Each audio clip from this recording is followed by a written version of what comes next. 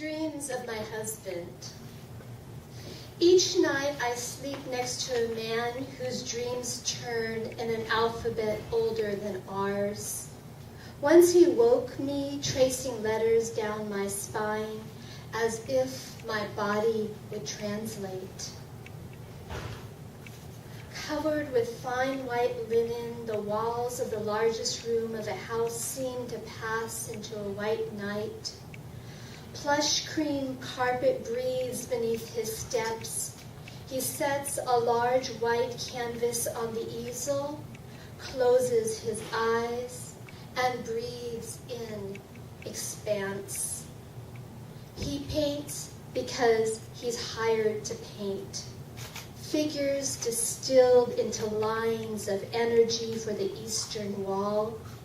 His mind opens to a thick blank, and he fills the brush with warm black. After a few strokes, an ink drop falls between his feet. He places the brush in a jar, takes a warm cloth.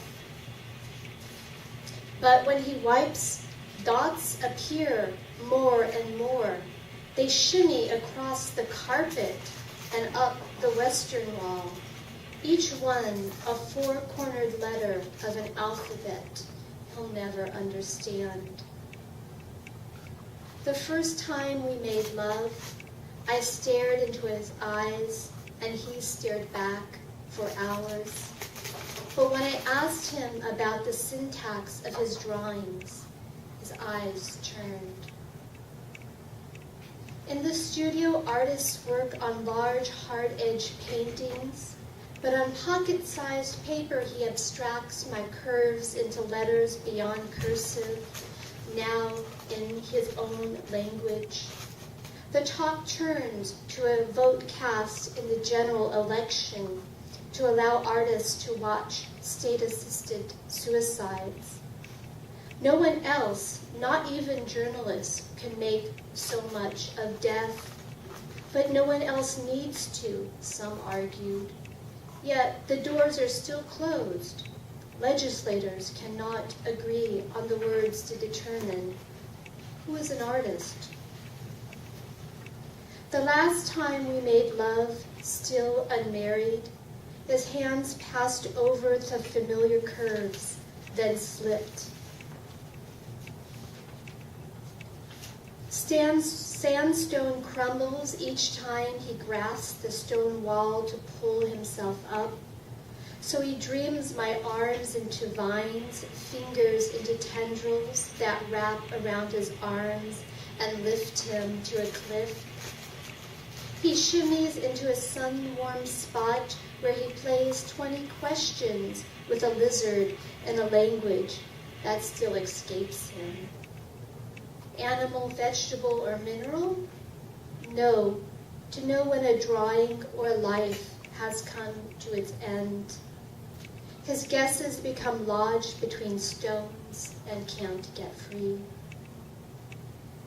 So when he wakes next to me, I tell him that though we have not married, and I've never dreamed of doing so, something has slipped, and we live as if.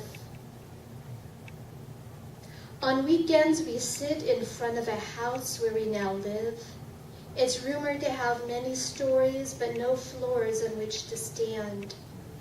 It's also a place of pilgrimage, but we're not sure why.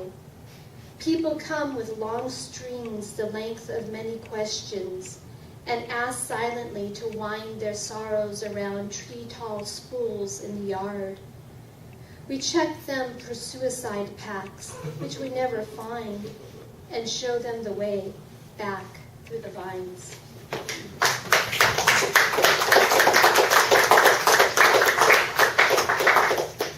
The jaguars that prowl our dreams. Up on the Orinoco, Rio Negro, Solimões, Tocantins, Xingu, Javaré, they're drinking the bebida preta, black drink, snake vine, ayahuasca, yage, blood of the great anaconda, with the smoke of burning rainforests in their nostrils and o gosto de cenizas, taste of ashes, on their tongues.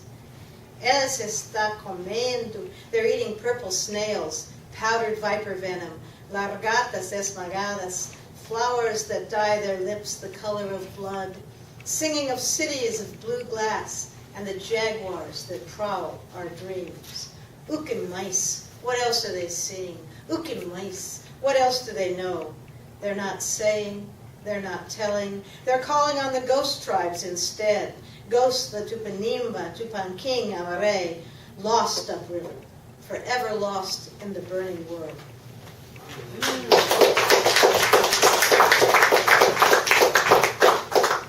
A panther. A panther who eats in a restaurant. Oh, to be swiped by her paw, whose claws never show. A padded velvet push. I feel her hot breath on my neck. I turn the other cheek.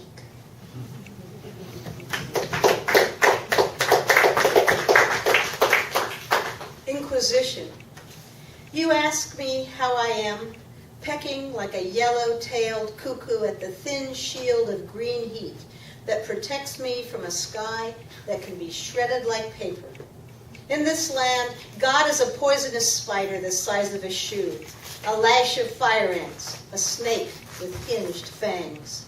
Above this tangled canopy of doomed trees, the clouds are writing desperately important messages we can't read, and that log, lodged in the mud behind you, is an alligator with teeth like a cross-cut saw.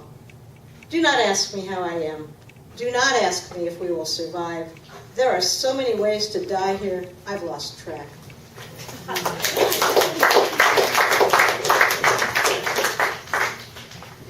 Afterlife. When I drove them, I drove a taxi, a sonic transport.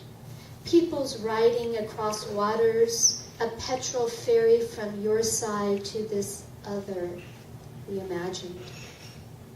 When I turn back now, saltine crumbs stick to my lips and I scrawl with a finger dipped in water across the taxi's dusted hood. I'm made of clay, holy laughter, bones that vibrate 1,000 years with passenger songs. On your far-off side, I imagine, a scientist will cup in her calloused hand my quivering rib and wonder.